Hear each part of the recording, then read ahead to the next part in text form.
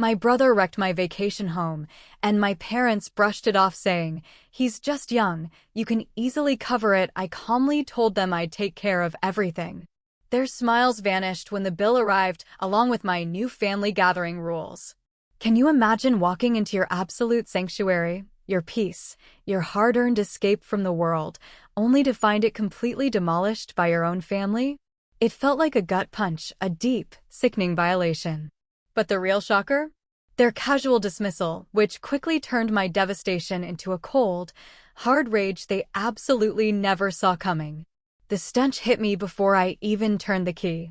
A sour, sickly sweet miasma of stale beer, old cigarette smoke, and something else, something vaguely like vomit. My hand froze on the doorknob of the nest. My little slice of heaven. My weekend sanctuary. This was not the crisp, pine-scented air I'd been dreaming of all week. My name is Lacey, and I'm what most people would call successful. Early 30s, good career, and I'd poured a significant chunk of my savings and a lot of sweat equity into this small cabin by the lake. It wasn't fancy, not by a long shot, but it was mine. Every mismatched piece of furniture, every quirky painting, every carefully chosen throw pillow was a testament to late nights at the office, to sacrifices made.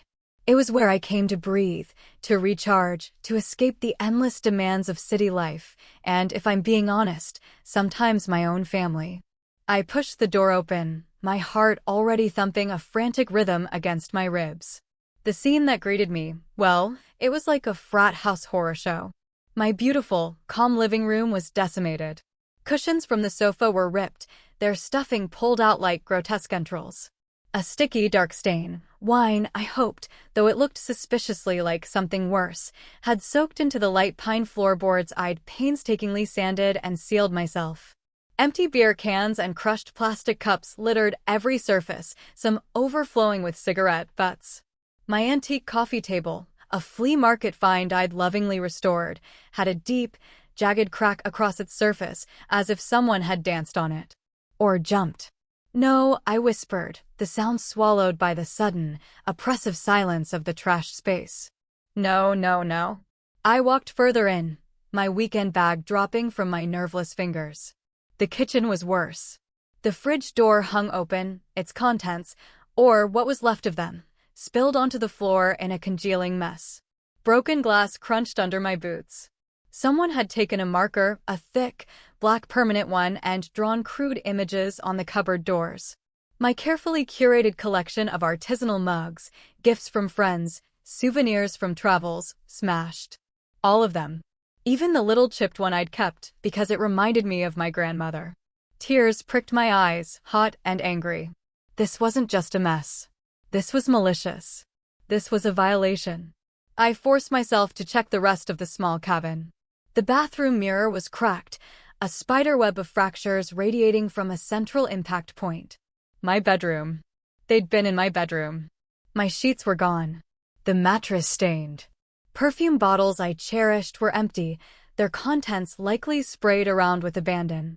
A small antique jewelry box, usually tucked away in a drawer, lay open and empty on the floor. It hadn't held much of monetary value, but the few pieces inside were sentimental. My breath hitched. Asterisk who? Who would do this? And how did they even get in? Asterisk, I always locked up tight. Always.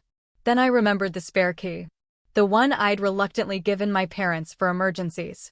An emergency like Brad, my younger brother, needing a place to crash with his deadbeat friends. A cold dread, quickly followed by a white-hot rage, washed over me. I'd installed a small, discreet security camera facing the main entrance after a minor break-and scare in the neighborhood last year. It fed to a cloud service. My hands were shaking so badly I could barely operate my phone, but I pulled up the app. There it was, timestamped 3 nights ago. The footage was grainy, but clear enough. Brad, grinning like an idiot, fumbling with the key, then ushering in a troop of about 10 other guys and girls. I watched, my stomach churning as the camera recorded snippets of their party. Them dragging my furniture around. Loud music thumping even through the phone's tiny speaker. Someone swinging from the exposed beam I loved so much. I fast-forwarded, my disgust growing with every frame. Then I saw Brad, clearly drunk, pick up one of my framed art prints, a limited edition I'd saved for months to buy, and hurl it like a frisbee across the room where it shattered against the wall. He and his friends roared with laughter. My blood ran cold, then boiled. He hadn't just trashed my home. He'd flaunted it. As if that wasn't enough, as I scrolled through the last bits of footage from the next morning, showing them finally leaving in a state of utter disarray, I saw Brad pause by the door. He looked directly at the camera, a smirk on his face, then scribbled something on a piece of paper and stuck it to the fridge with one of my magnets. I walked back into the kitchen, my gaze fixed on the fridge. There, amidst the marker graffiti, was a crumpled napkin. Scrawled on it, in Brad's unmistakable messy handwriting, were just 2 words: chill out. Chill out, my sanctuary, my peace, my hard-earned property, systematically destroyed. And his message was, chill out. He hadn't just trashed my home. He'd spat in my face. Chill out. The 2 words echoed in the trashed silence of my kitchen. My hands clenched so tight my nails bit into my palms. I took a deep, shuddering breath, not of calm, but of icy resolve. Oh, I was past chilling out. Way past. I pulled out my phone, my thumb hovering over Brad's contact.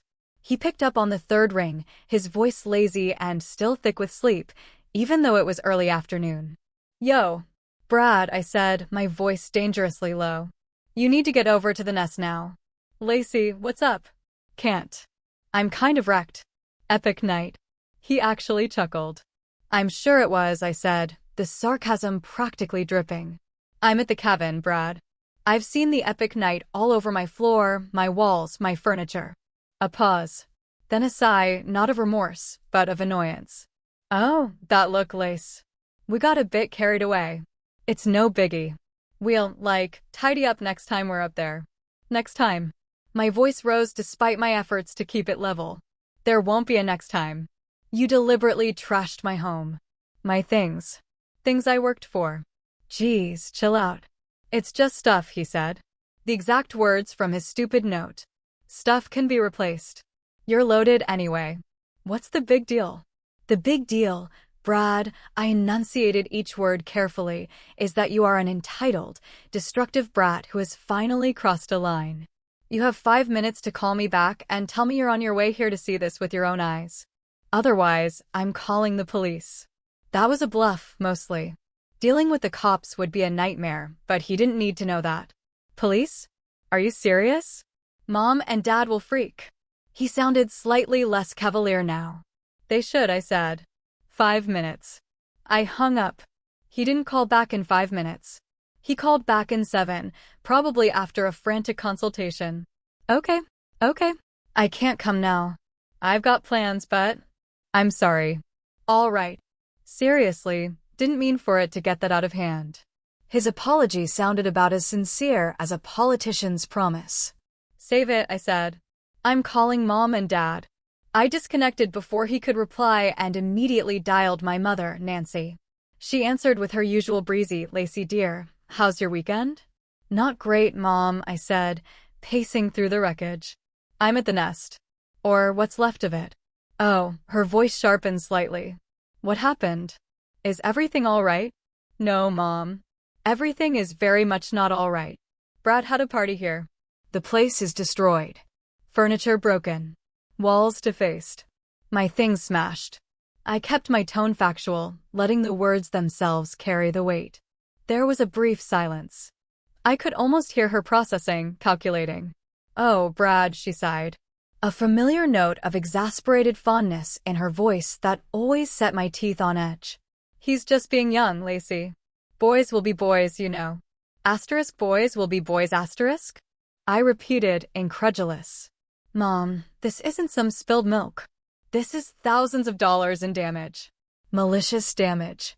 I heard my father, Marcus, murmur something in the background. Nancy continued, her voice soothing, placating. Well, I'm sure it's not as bad as all that. You always did have a flair for the dramatic, dear. You have insurance, right? That's what it's for. My jaw tightened. Insurance isn't for deliberate vandalism by family members, Mom. And even if it were, there's a deductible, and my premiums would skyrocket. Not to mention the sentimental value of things that are irreplaceable. Oh, sentiment, she dismissed with a wave of her hand. I could practically see it. Now, Lacey, don't make such a big deal out of it.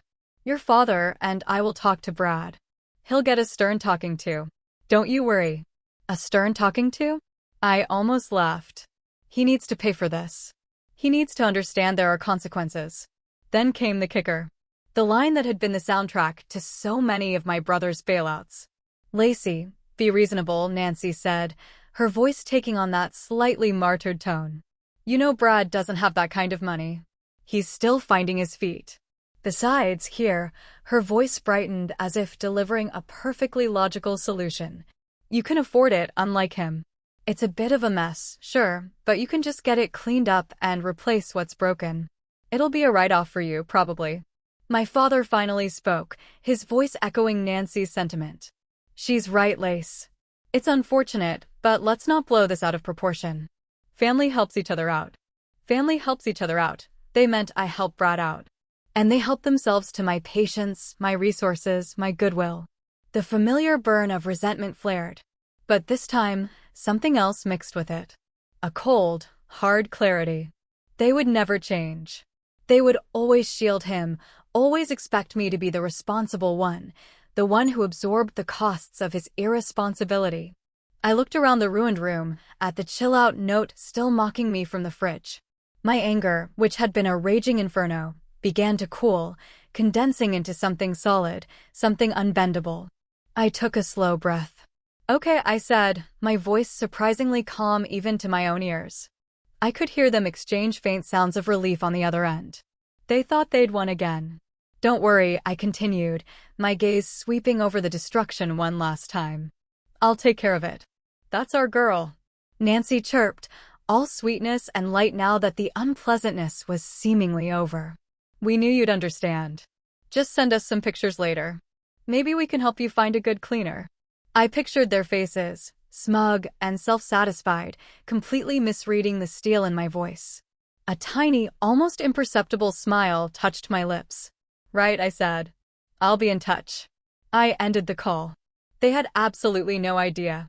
The drive back to my city apartment was a blur of simmering rage and dawning resolve. Asterisk, you can afford it. Asterisk, Mom's voice echoed in my head. Each repetition chipping away at the last vestiges of my familial obligation. Afford it? Yes, I could afford to fix the damage. I could also afford to teach them a lesson they'd never forget. The first thing I did when I got home was dump my ruined weekend bag in the trash. Then I grabbed my good camera, not just my phone, and drove straight back to the nest.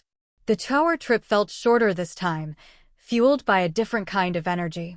For the next 3 hours, I was a forensic investigator in my own life. I photographed everything. Every stain, every scratch, every broken shard of glass. Wide shots of the rooms, close-ups of the damage. I took macro shots of the gouges in the coffee table, the marker on the cupboards, the rip in the sofa. I filmed slow, panning videos, narrating quietly what each item was, its approximate value, and the nature of the destruction. The digital mountain of evidence grew. Back in my apartment, I spread printouts of the security footage stills across my dining table. Brad, mid-throw. Brad, smirking at the camera. His idiot friends, faces clearly visible, participating in the vandalism. The next morning, I called Anukika. She's my rock. The kind of friend who tells you when you have spinach in your teeth and when you're being a doormat. I laid it all out. The discovery. Brad's pathetic excuses. My parents' infuriating dismissal. Lacey, that's beyond awful. Anukika said, her voice tight with anger on my behalf. They expect you to just what? Smile and write a check after he treated your sanctuary like a public toilet. Pretty much, I sighed. Standard operating procedure for the Hayes family, starring Brad as the golden child and me as the first national bank of Lacey. Not this time, Anukika said firmly. This time, you burn it all down. Metaphorically, of course. Mostly. That's the plan, I said, a grim satisfaction in my voice. I'm documenting everything. Every single cent. And don't just bill Brad. Bill your parents. They're complicit. They enabled this. They raised him to be this little monster. Her words were like a balm to my frayed nerves. It wasn't just me being unreasonable. It wasn't just me overreacting. You think I should? I asked, though I already knew the answer. Abso-freaking-lutely. Enukaka said. They dismissed you because you can afford it. Fine. Let them contribute from their retirement fund. See how quickly their tune changes when it's their money on the line. That afternoon, I started compiling the list. Replacement cost for the custom sofa, $12,800. Repair and refinish antique coffee table, if salvageable, otherwise replacement estimated $600. New artisanal mugs. 12 at an average of $30 each, $360. Repainting kitchen cupboards, $400. Professional cleaning services for biohazards and extreme mess, $500. Replacing smashed art print, $450. The list went on and on, page after page. I researched current retail prices, got quotes from contractors for repairs. I was meticulous. I was ruthless. The total, when I finally tallied it up, was staggering. Even I was a little shocked. It was well into 5 figures. Then I called Ellis, a sharp lawyer I knew from a networking group. I wasn't looking to sue, not yet anyway, but I wanted the wording of my demands to be ironclad. I explained the situation briefly. Wow, Ellis said after a low whistle. Family. Can't live with them. Can't legally lock him in the shed. He chuckled. Okay, so you want to send them a formal demand for damages, and you want to restrict access to your properties? Smart. He gave me some precise legal phrasing to include, making it clear that this was a serious claim for restitution of damages caused by negligence and vandalism, and that failure to pay could result in further legal action. He also helped me draft a very formal, very unambiguous, new family gathering policy. It stated in no uncertain terms that, effective immediately, Brad, Nancy, and Marcus were no longer permitted on any property owned by me, for any reason, including but not limited to social calls, holidays, or emergencies they themselves manufactured.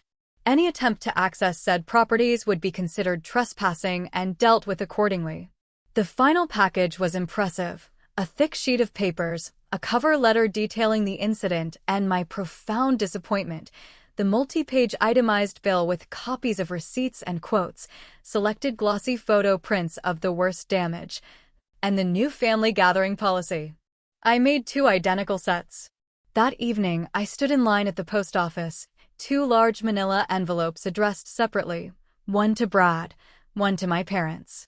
I paid for registered mail with return receipt requested. The postal clerk stamped them with a satisfying thud. As I walked out, the city lights seemed a little brighter. A weight I hadn't fully realized I was carrying had begun to lift. They thought I'd just roll over, absorb the cost, and smooth things over like always. They thought their dismissive words and Brad's pathetic sorry would be enough. They had no idea what was coming. This wasn't just about the money anymore. This was about respect. My respect. And they were about to learn its price. 2 days later, the email notifications pinged on my laptop, delivery confirmed.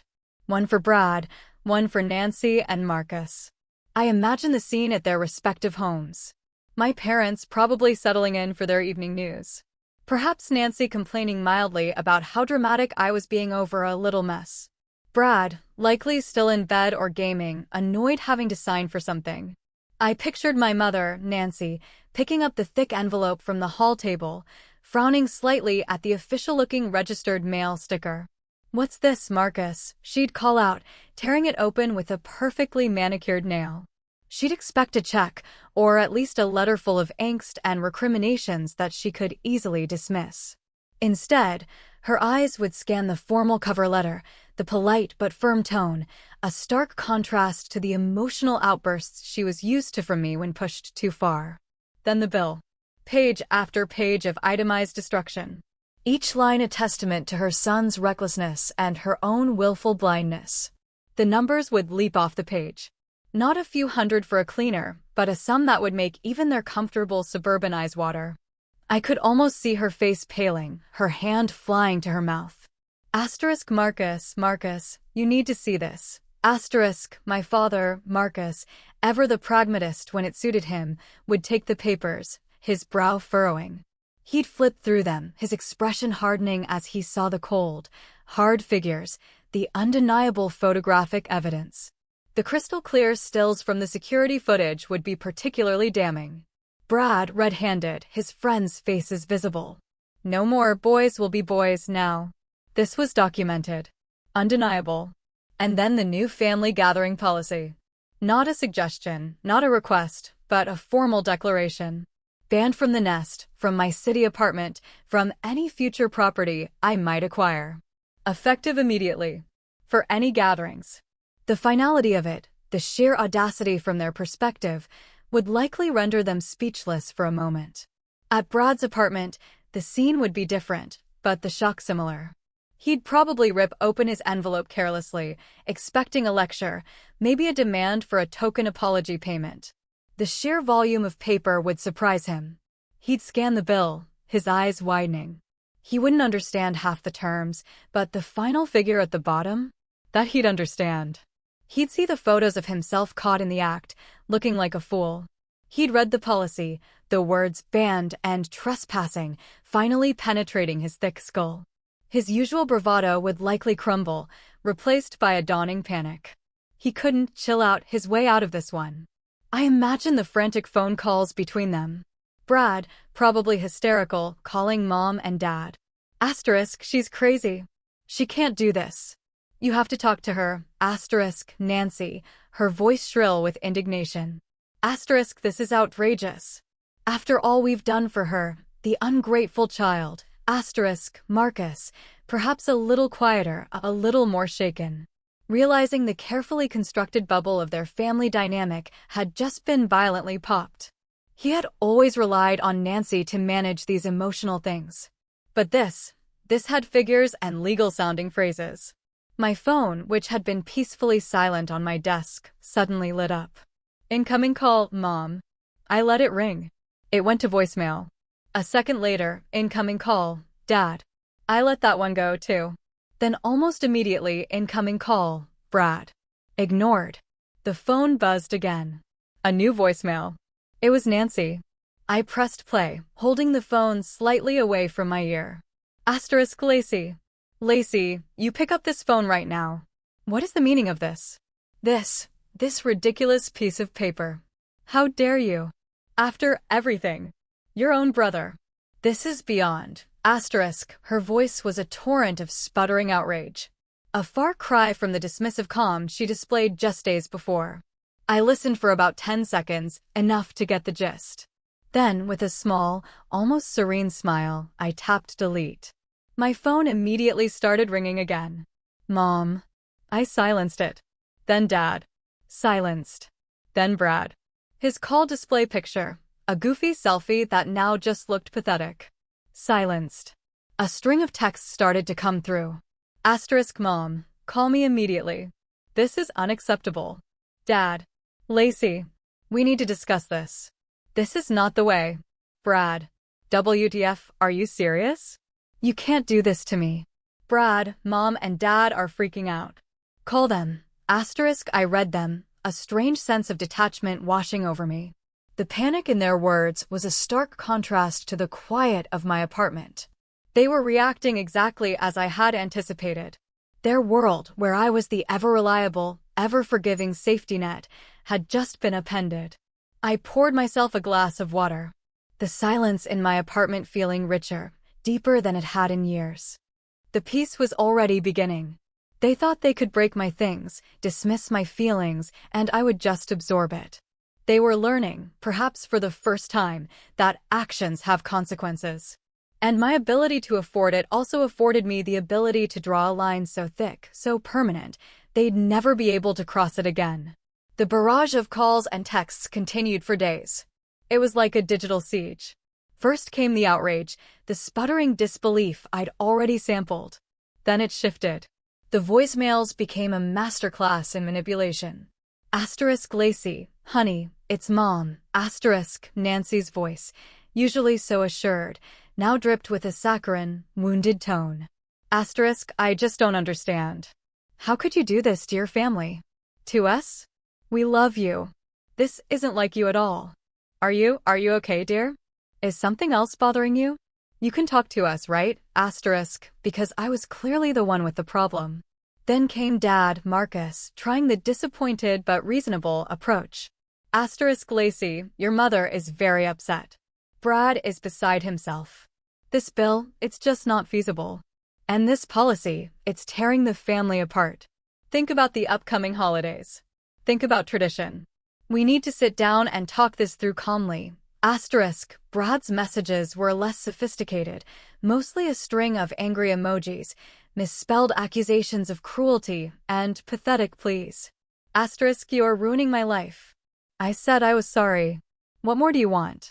Asterisk, I didn't respond to any of them. Not a single call, not a single text. My silence seemed to infuriate them more than any argument could have. A few days later, a new number popped up on my caller ID. I didn't recognize it, so I let it go to voicemail. The message was from my Aunt Valentina, Mom's sister. Her voice was syrupy sweet, oozing concern. Asterisk Lacey, darling, it's your Aunt Valentina. Your mother called me. She's terribly worried about you and about this misunderstanding. Honey, families have disagreements, but this seems so extreme. Brad made a mistake, a silly, youthful mistake. But he's your brother and your parents? They're heartbroken. Can't we all just find a way to forgive and forget for the sake of family unity? Your mother said you're not even taking their calls. That's not like you, sweetheart. Asterisk, I rolled my eyes. So, Mom had deployed the flying monkeys. Valentina had always been a bit of a busybody, quick to offer unsolicited advice and meddle in disputes, usually by pressuring everyone to concede to Nancy's wishes for peace. I actually considered calling Valentina back just to set her straight, but then I remembered Anukika's advice about Jade. Justify, argue, defend, explain. Engaging would just give them an opening. So, I texted her instead. A short, polite message. Asterisk Aunt Valentina, thank you for your concern. The matter is between me, Brad, and my parents. My terms are clear and non-negotiable. I hope you can understand. Asterisk, her reply was almost instantaneous. Asterisk, but Lacey, family is more important than money or old houses. Your mother is beside herself. Surely you can bend a little. Asterisk, I didn't reply to that one. Bending a little was how I'd ended up here in the first place. The next day, Anukika sent me a screenshot. Asterisk, you might want to see this. Asterisk, her message read. It was from a rarely used extended family group on some obscure social media platform I'd forgotten I was even part of. Brad had apparently decided to take his grievances public, or at least semi-public. His post was a masterpiece of victimhood. Asterisk, so disappointed in some family members who care more about stuff than people. I made a mistake and apologized. But now I'm being treated like a criminal and banned from seeing my own family just because she's rich and can bully everyone. Some people have no heart.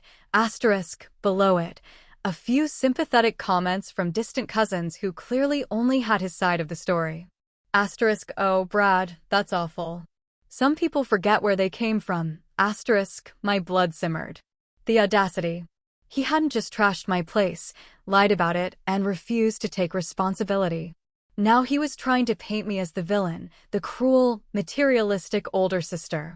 Asterisk, he really wants to play dirty. Does he? Asterisk, I muttered to myself, taking my own screenshots of his post and the comments. Fine. If he wanted to air dirty laundry, I had a whole laundromat full of evidence he couldn't even imagine. The security footage, the photos of the damage, his charming, chill-out note, my parents' dismissive texts, it was all neatly filed away. He was playing checkers while I was setting up a chess game he couldn't possibly win. This little smear campaign was just another nail in his own coffin. My resolve, already diamond hard, gained another layer of tempered steel. He had no idea how badly he'd just miscalculated.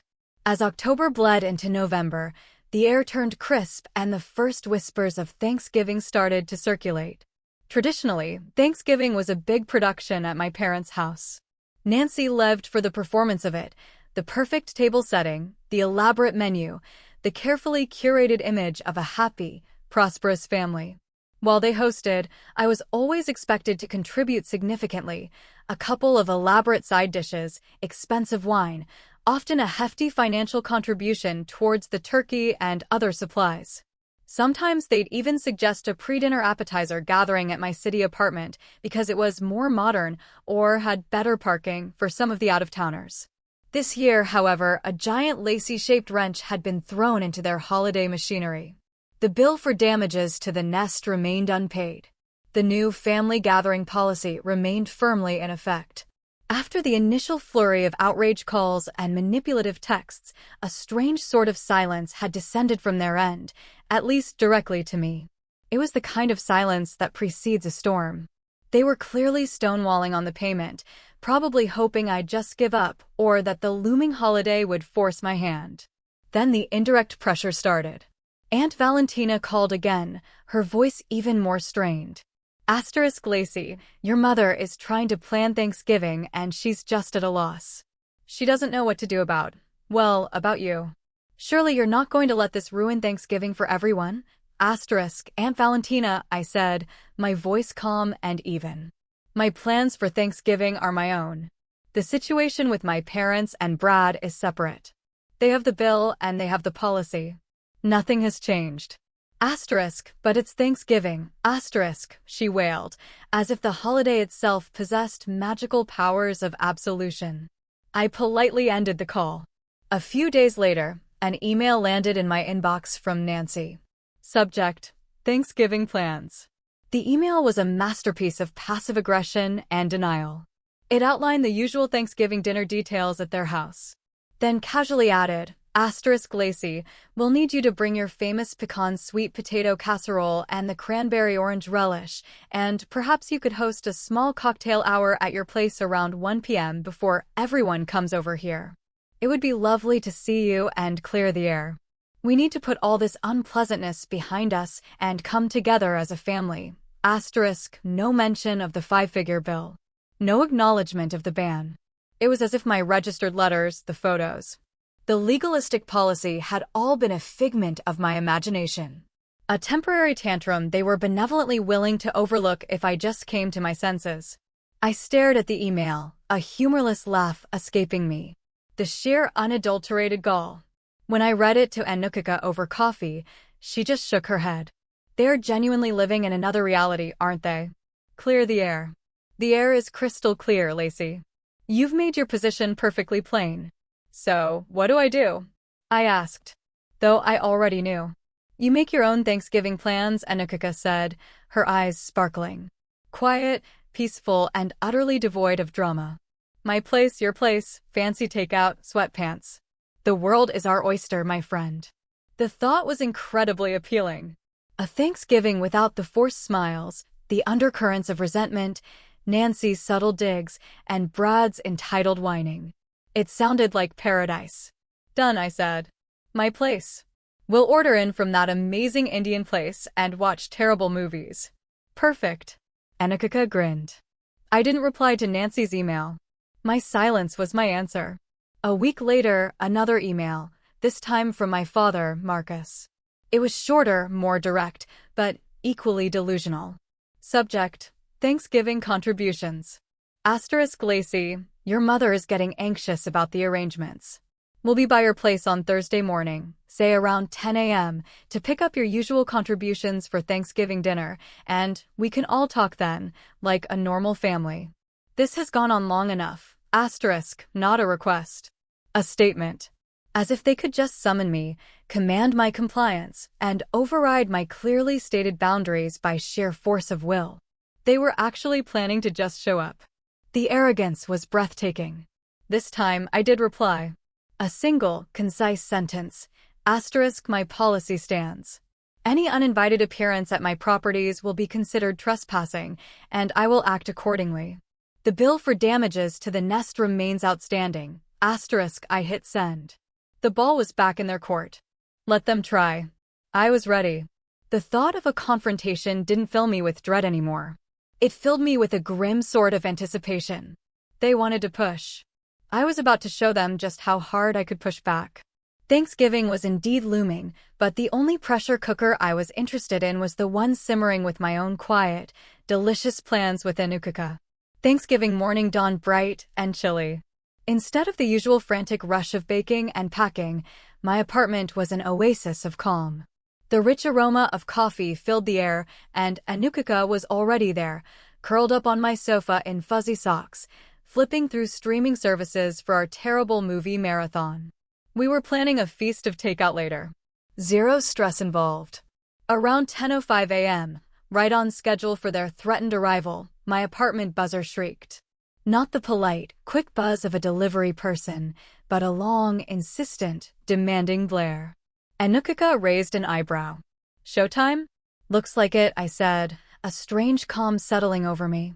I picked up my phone, already set to record video, and walked to the intercom. Yes, Lacey. It's us. Open the door. Nancy's voice, sharp and impatient, crackled through the speaker.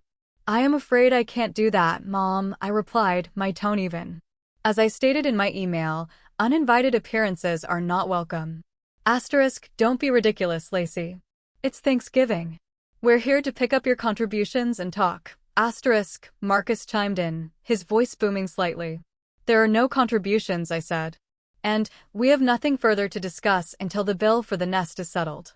A frustrated sigh from Nancy. Lacey, open this door right now or I swear. I walked to the door, phone still recording, and peered through the peephole.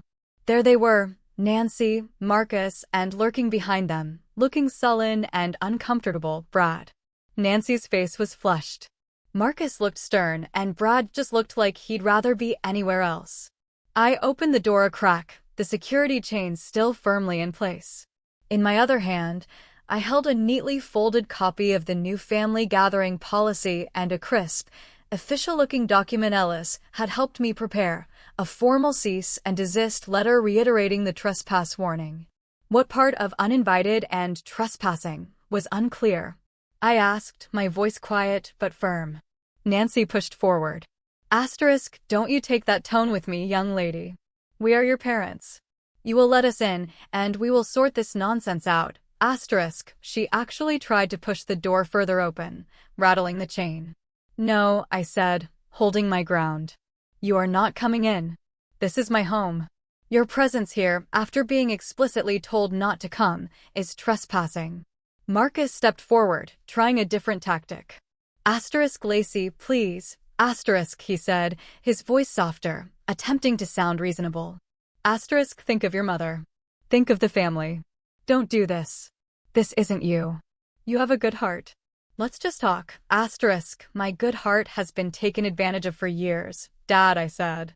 And my good heart is telling me to protect my peace. The terms are clear. Pay the bill. Respect my boundaries. Until then, you need to leave. Brad, who had been scowling silently, finally muttered, you're a real you know that. And you're a destructive, entitled brat who still hasn't paid for the thousands of dollars of damage you caused, I retorted coolly, my eyes locking onto his. He actually flinched.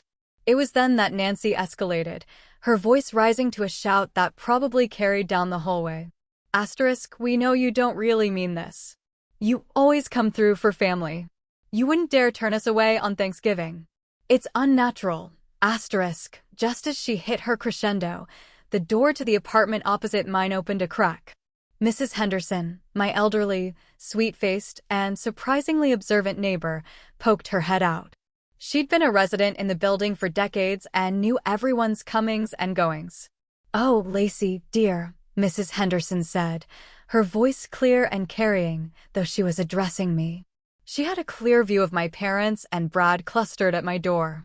I meant to tell you I was watering my plants on my balcony that Friday, the weekend before last. I saw Nancy and Marcus here. She nodded towards my parents. Dropping young Brad and a whole carload of his rather rowdy-looking friends off at the end of your lane, the one that goes up to your little vacation place. I thought it was a bit odd they didn't drive all the way up or stop in themselves, just sort of waved them off. Quite a noisy bunch they were, too. A stunned silence fell. My parents froze. Nancy's mouth, which had been open mid-rant, snapped shut. Marcus's face went from stern to a sort of pasty gray. Brad looked like he wanted the floor to swallow him. Mrs. Henderson, bless her unintentional, perfectly timed intervention, had just torpedoed their entire narrative of ignorance and boys will be boys. She'd placed them at the scene, not just as enablers after the fact, but as facilitators before it. They hadn't just known Brad had a key. They'd actively delivered him and his hoard to my doorstep. I simply looked at them, my expression unyielding. The fight visibly drained out of them. Nancy opened and closed her mouth a few times, but no sound came out. Marcus just stared, looking utterly defeated. "Well," I said into the silence, my voice still calm. "That's illuminating." They mumbled a few incoherent, blustering remarks about misunderstandings and Mrs. Henderson being mistaken, but their hearts weren't in it. The public humiliation, the irrefutable implication of their deeper complicity, was too much. Defeated, they began to retreat. Brad shot me one last venomous glare before being pulled away by Marcus. As they shuffled towards the elevator, I called out, loud enough for them and possibly Mrs. Henderson to hear clearly, "The bill is still due. Interest accrues daily. And by the way, I've shared copies of the security footage, Brad's charming social media posts, and this delightful interaction with the rest of the family. Happy Thanksgiving." The elevator doors dinged open. They couldn't get in fast enough. The piece that descended as the doors slid shut was the most satisfying sound I'd heard all day. The silence that followed their retreat down the hallway was profound. Anuka emerged from my living room, a slow grin spreading across her face. "Well," she said, "that was more entertaining than any terrible movie we could have picked." "Mrs. Henderson for the win." "Tell me about it," I said, finally letting out a shaky laugh. The adrenaline starting to fade. "I should send her a thank you bouquet." Our Thanksgiving was, as planned, quiet, peaceful, and filled with delicious Indian food and genuinely terrible B-movies. There were no passive-aggressive comments, no demands, no expectations, just easy conversation and the comfort of genuine friendship. It was the best Thanksgiving I'd had in years. In the days that followed, the fallout from the Thanksgiving showdown, as Anuka dubbed it, began to ripple through the extended family. My cousin Kylie, who had always been more level-headed than most, called me a few days later. Lacey, she began, her voice hesitant. So, Aunt Nancy is telling everyone you threw them out on Thanksgiving after they just wanted to talk, and that Mrs. Henderson is a confused old lady. Is she now? I said calmly. Funny, because I have a crystal clear video of the entire interaction, including Mrs. Henderson's perfectly lucid statement, and I also have the security footage from the nest, Brad's charming social media confession, and copies of their dismissive texts when I first told them about the damage. I shared a little highlights reel with a few select people. Perhaps you'd like to see it. There was a pause. Kylie said. Actually, Uncle Robert already forwarded something like that. It's pretty damning, especially the part where Brad is literally swinging from the rafters. The grapevine, it turned out, worked both ways. Once a few key, less biased relatives saw the actual evidence, the visual proof of the destruction, Brad's arrogance, my parents' complicity confirmed by Mrs. Henderson, and their aggressive behavior at my door. Nancy's narrative of the misunderstood son and the cruel, unforgiving daughter began to crumble. The bill, however, remained unpaid. My lawyer, Ellis, sent a follow-up letter, a bit more strongly worded this time, hinting at small claims court and the public record that would create. About a week after that, a certified check arrived in the mail. Not from Brad, of course, but from Nancy and Marcus. It was for the full amount, every last cent. There was no note, no apology, just the check. I deposited it immediately. The satisfaction was immense. Not just for the money, but for what it represented, accountability. Kylie called again a few weeks before Christmas. Things are tense over here, she reported. Aunt Nancy is apparently a wreck. Not because she's sorry, from what I gather, but because everyone knows. Uncle Marcus had to take out a home equity loan to cover that bill you sent. They're not hosting Christmas this year. Say they're not feeling up to it. First time ever, asterisk, and Brad. I asked, trying to keep my voice neutral. Asterisk total pariah. Asterisk, Kylie said bluntly. Asterisk none of his usual enablers in the family want anything to do with him after seeing what he did. He apparently had some kind of meltdown when he realized no one was bailing him out of this financially or socially. Word is he's actually had to get a real job. Part-time stocking shelves. Asterisk, a faint, fading sadness touched me then. Not for them, but for the family I wished I'd had. The one that existed only in greeting cards and holiday movies. But it was quickly overshadowed by a profound sense of peace. The constant anxiety of waiting for the next demand, the next guilt trip, the next act of disrespect, it was gone. My apartment felt lighter. The nest, which I was slowly and lovingly restoring with the money they'd paid, felt like my sanctuary again. I didn't spend Christmas with them, obviously. Enukika and I started a new tradition, a quiet dinner, good wine, and volunteering at a local shelter on Christmas morning. It felt meaningful, real. The calls and texts from Nancy, Marcus, and Brad eventually stopped altogether. The silence from their corner of the world was no longer a precursor to a storm, but the calm after it. I heard through Kylie that Nancy tried a few times to rally support, to paint herself as the victim of an ungrateful daughter, but the evidence I'd shared had done its work. People knew. My life became my own. Truly. I realized that my ability to afford it wasn't just about money. It was about affording myself peace, affording myself respect, affording myself the power to draw lines and enforce them. Sometimes the only way to win your peace is to be willing to go to war for it, even if the battlefield is your own front door and the enemy shares your blood. And let me tell you, the taste of that hard-won peace? It's the sweetest victory of all. If you're out there dealing with your own Brads and Nancys, know this: your peace is worth fighting for. Don't ever let anyone make you feel guilty for demanding the respect you deserve. Have you ever had to stand up to family in a similar way? What did you do? I really want to know your stories in the comments below.